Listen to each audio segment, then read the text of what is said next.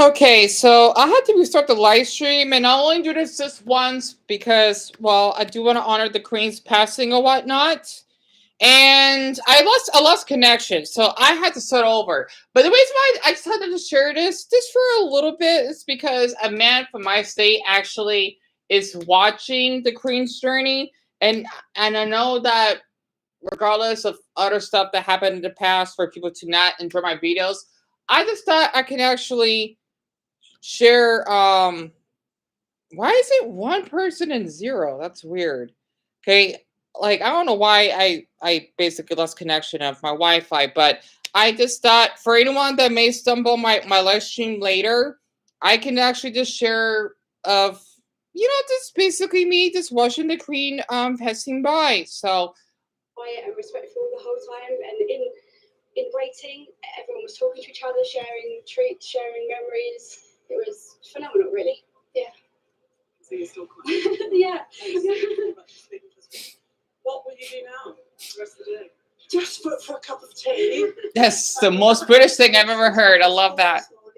So yeah, that's yeah, a cup of tea and a sit down in the park somewhere just to reflect on the day. We'll let you go and have that sit down, and that's thank you. Thank you very much. And thank you.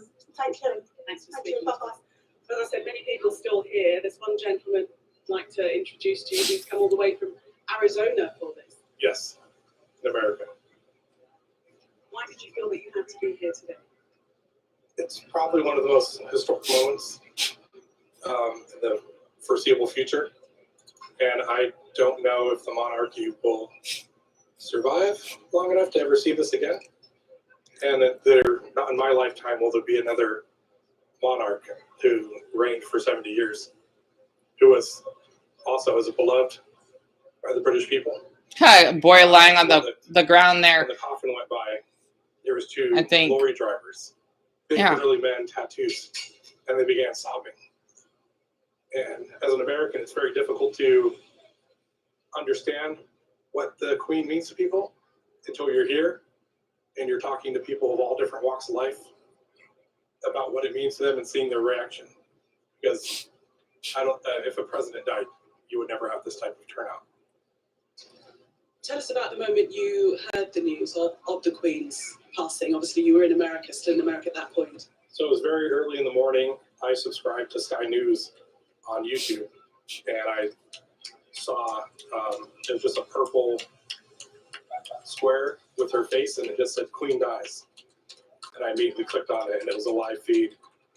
I think it was probably 6 p.m. this your time, and immediately I just thought, I can't use the word I thought, but I immediately thought, wow, like what do I, But that's going to be worth making the journey. Oh yeah, I booked my tickets immediately because I knew that the prices would go and the availability would go very high, and so I made the trip, and it's totally worth it. Even though I'm an American, we don't walk. My feet are killing me. So, Relatable. Thank you very much for speaking to us. There we have one gentleman traveling all the way from Arizona to be part of today's proceedings. That is so thoughtful. I just want to say, because it is a little of a pity that, well, I guess being because it is like 6:30 and I know my channel is not doing well, but I just wanted to share this for someone, a man that is from my state, to actually go all the way to London just to see the Queen. That's basically how I would feel as well if I actually had the money. Plus, I don't like to be around people. I just wanted to share this because it's really like touching to see that all these people lined up just to see the Queen's coffin, just to follow her journey. I just want to say, for the ones that may stop on my live stream later on, I thank you a lot for that, because I'm guessing a lot of people do not want to, I guess they proceed on the hatred of maybe some stuff that may happen in the past, or people are not to enjoy my videos or something. I don't know. That's why my channel is probably not doing well. I don't really bother checking like my analytics or stats, because it's not good for my mental health. But I just wanted to share this for the ones that decided to stop on by, because this is really touching. I'm going to hand you to Anna Botting, who's at Westminster Abbey. The Watford bells still sounding here at Westminster Abbey, Gillian. It is a bright day, warm now, and a first chance for someone to see Her Majesty. Roads lined again for her. Never in my lifetime we heard there a history shared here in West London, as it will be in Windsor, before we go to Kay Burnley. Kay. That's in just a second, if that's okay. Okay, meantime here on the long walk, it's 4.2 kilometres long. We'll see the hearse make its whole way up from one end right up to the castle. I have to tell you, it's 6, 8, 10 deep, people all wanting to pay their respects. Just less than 3 months ago, really, this is where they had one of the longest picnic tables in the country for the Queen's Platinum Jubilee. Very different sentiment today. Found two lovely people who'd like to talk to us. Hello. Tell me about your medals. Yeah, I was in the army for 13 years. Went to Bosnia, got this one, Queen's Jubilee medal, and then Iraq more lately. But yeah, that was several years ago. Thank you for your service. Why did you feel that you needed to come today? It's just been that we've been watching all the news. It really needed to be here. It was the final time really to see the Queen before, you know, being put to rest. So it was something we really wanted to do. Where did you come from today? We've come from Cambridgeshire. Yeah, Cambridgeshire today. We just want to be here just to, like just to pay our respects, really. You know, who's loved by many, and we just thought it's just right to do. You know. And if you're quite a way back, aren't you? Are you comfortable that you'll get a good view, or was it just more the fact that you were here? It was mainly because we're here, really. Yeah, But, just to be with everybody else, really. With the atmosphere here, I think speaks volumes. So I think, yeah, it's just right to be here, really. Pay our respects. It's about another hour or so before we see the hearse make its way up the long walk into the castle, and finally for the Queen to be reunited with the love of her life again. yeah, that's 18 amazing. months in the waiting. Yeah, that is amazing. It's really, quite amazing that you know, she has been reunited with him. Obviously, had a long reign together. To be back there, and it's obviously very special. Yeah. Thanks very much indeed. I wonder if I could just squeeze in here, Kevin, and see if these are. Hi. I wonder if I could have a quick word with you, Madam. We're live on Sky News at the moment. Why did you feel the need to come today? Hello. Hi. Why did you feel the need to come today? You're live on Sky News at the moment. Oh, hello, yes. Hi. Well, I feel the need to come today to pay my last respect to Her Majesty, our late Queen, you know, and she's been a wonderful person, such a lovely smile, and really, really kind heart. And I just wanted to be here to wish her and her family all the best, and to wish our new king a new beginning. And you, Madam? I have the same sentiments, really. Why did you come to Windsor rather than feeling that you wanted to go into central London? This is, of course, was home, really, wasn't it? Yeah, Of course it was, yes. Well, basically, it was the queuing. You know, didn't feel I could queue for 12 hours. No. You know, but coming here to Windsor, at least we could bring our chairs, sit down, and celebrate What's the it. atmosphere been like? No, it's been lovely. Yeah, everyone's friendly. We met a family from Lancashire. Yeah. So everyone's been good. Yeah. Yeah. And the sun's come out. It could have been very different. I've been here many times when the weather's not been very good at all. But everybody seems to be, you know, joined with the same purpose, that they want to pay their respects. But it's not overly somber. People are sharing stories about the Yeah, Queen. that's right. That's right. You've met her a few times. I've met her, yes. Tell me. I've met her at Ascot. Once at Ascot, and I used to go to the polo, the matches. Our box was right next to the royal box. And I lived in Hayes, Middlesex, and she came to Hayes where she was celebrating her 80th birthday. So Lots of people talked about her piercing blue eyes, and that's how they remembered her. How will you remember her? I remember her by a lovely smile, a beautiful smile, and she just radiates. That's true. Yes, that's true. Oh, excuse me. If I could have a quick chat with you, sir. Little person up there on your shoulders, you're live on Sky. Oh, brilliant. Hello. Hi. How's she cope? Oh, yeah, she's been really good. She's been asleep for most of the time, to be honest, but she's woken up at the perfect moment, I think. Not too long, and everyone will be turning up. Yeah. Why did you feel the need to come today, sir? It's a historical moment, I think. A moment of great change and great sadness, but also happiness and hope. And I thought it was really important to bring her along, something that maybe after all pictures and videos she'll be able to remember and look back on. And she'll always know where she was when she saw the Queen for the very last time. Yeah, she was up on my shoulders. There we go. It's good to talk to you. Thank you very much indeed. Thanks a lot. Anna, the flights are still overhead just at the moment, but we are being told that they will be stopped very shortly indeed, so that when the Queen's coffin processes up the long walk here, it will not be interrupted by aircraft overhead. Windsor, of course, on the flight path, but that will be stopped very shortly indeed. A little bit later on, we're going to see if we can chat to another few people to see why they decided that they wanted to come all the way to Windsor today to pay their final respects to Her Majesty, who we'll probably see for the final time in around about an hour's time. But for now, back to you at the Abbey. Reflections there from the Mall and the long walk in Windsor. Kay, thank you. Let's bring in Patrick Harrison, former Royal Communications Secretary to His Majesty the King and the Queen Consort, as they now are, and Louise Tate, the Queen's Scottish Communications Secretary. Welcome back to both of you.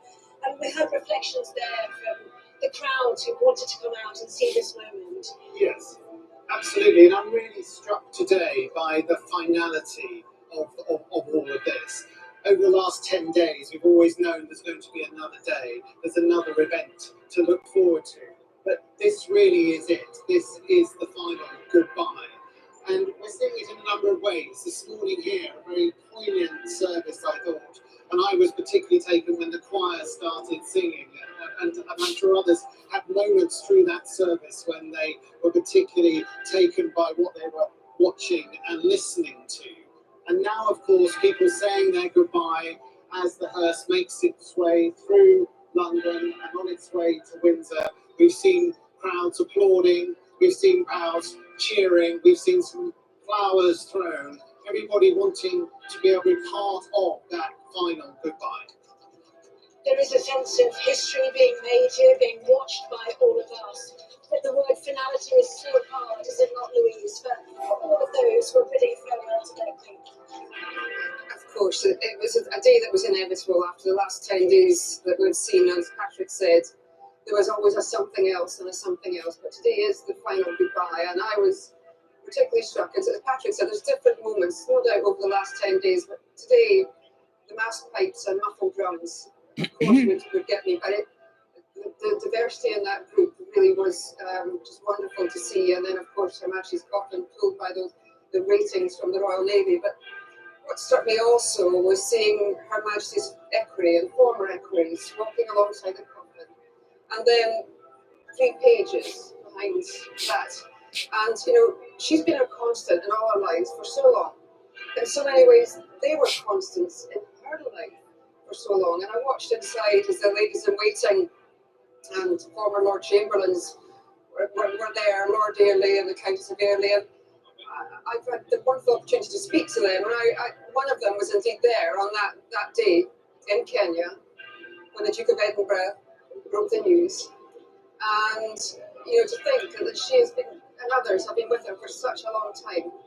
And we've seen, of course, we think of the family, because we've seen the family, but they've been remarkable this week.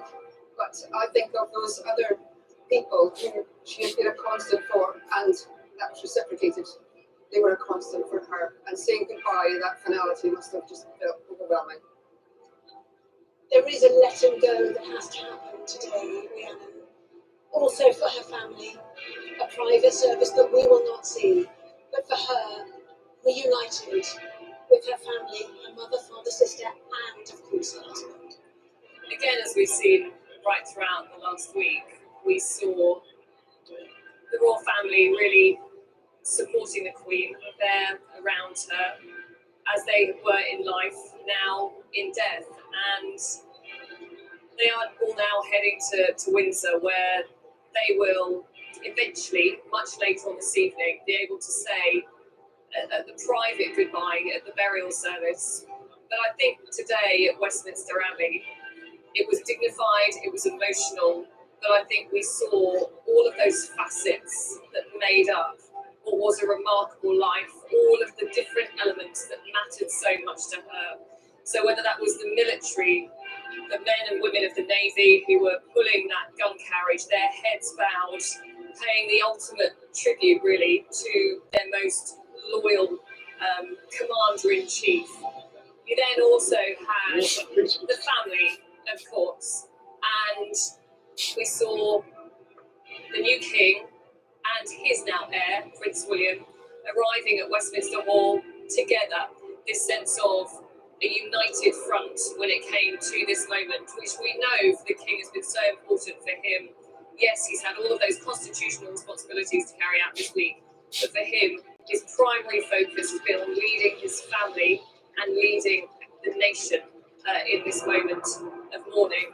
And now we will see them make their way to Windsor, a place that the Queen in recent years has spent so much more time because of the coronavirus pandemic, surrounded by those staff who were so loyal to her that Louise was talking about.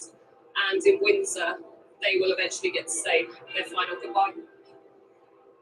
Royal Marines there joining police as streetliners, the crowds still building to see the Queen. But Dominic Michael, our international affairs correspondent, this has been a great leveller today, has it not? From that service here at Westminster Abbey are going to Windsor. They are few. What happens to everybody else? Yes, well, they call death the great leveller, the great equaliser. Certainly has been at this funeral, hasn't it? Because we have seen kings, queens, emperors, empresses getting here by bus. It was an extraordinary moment, wasn't there, when our cameras were on the limousines taking the royal family to Westminster Hall, and rightly they should have been, and that's what our viewers saw. But while that was going on, we also spotted the Emperor of Japan leading a delegation of royals. Oh, they bond their dogs as well. Interesting. Being whisked in, and these are people who are each of them in their own right entitled to a state visit reception when they come here, but they've come simply as another attendee, another guest at this funeral, and they have got beyond reservations like the Emperor of Japan has over sort of religious reservations over attending funerals. Others discarding the sort of privileges and distinctions of their rank and happy to get on buses to arrive here. And that is the draw of the Queen, even in death. And I think for all of them, determined to be here, determined to witness history in the making, and to have that connection when ordinary people have been lining up to pay their respects and to line this route of the cortege as it goes out to Windsor, because they want that connection with the Queen, but also dignitaries here as well, want a connection with someone who's been a counsel and a connection with the past and the experience of their predecessors too.